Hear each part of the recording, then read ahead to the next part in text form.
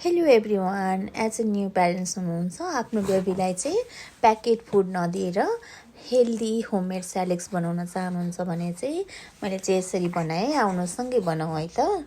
सबै खालको दाल लिने, बदाम, काजु, मखाना, ओखर्स अनि चामल लिने। दाल चामल सबैलाई चाहिँ राम्रोसँग पखाल्ने। पखालिसकेपछि एउटा सफा कपडामा घाममा सुकाउने है। मैले चाहिँ सजिलोको लागि यो थालमा सुकाएको छु।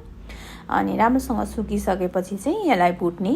जबसम्म ब्राउन हुन्छ तबसम्म भुट्ने है। भुटिसकेपछि चाहिँ फेरि यो नट्सहरूलाई पनि थोरै घिउ राखेर भुट्ने।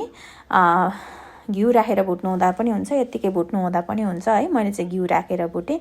भुटिसकेपछि चाहिँ यो सबैलाई मिक्सरमा ब्लेन्ड गर्ने है। ब्लेन्ड गरिसकेपछि चाहिँ यो सेरेलेक्स इज रेडी।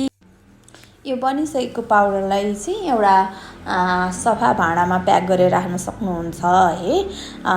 अनि आफ्नो बेबीलाई दिँदाखेरि चाहिँ 1 वा 2 टेबल स्पुन्स पाउडर्स, अनि त्यसमा चाहिँ पानी अथवा फर्मुला मिल्क अथवा ब्रेस्ट मिल्क चाहिँ राखेर लो फ्लेममा पकाउने जबसम्म यसको कन्सिस्टेन्सी बन्छ है। अनि त्यतिसम्मको लागि चाहिँ पकाउने अनि आफ्नो बेबीलाई सर्भ गर्ने है। यसमा फ्लेभरको लागि फ्रुट प्युरीहरू पनि एड गर्न सक्नुहुन्छ, जस्तो बनाना मास अनि एप्पल प्युरिजहरू पनि एड गर्न सक्नुहुन्छ है।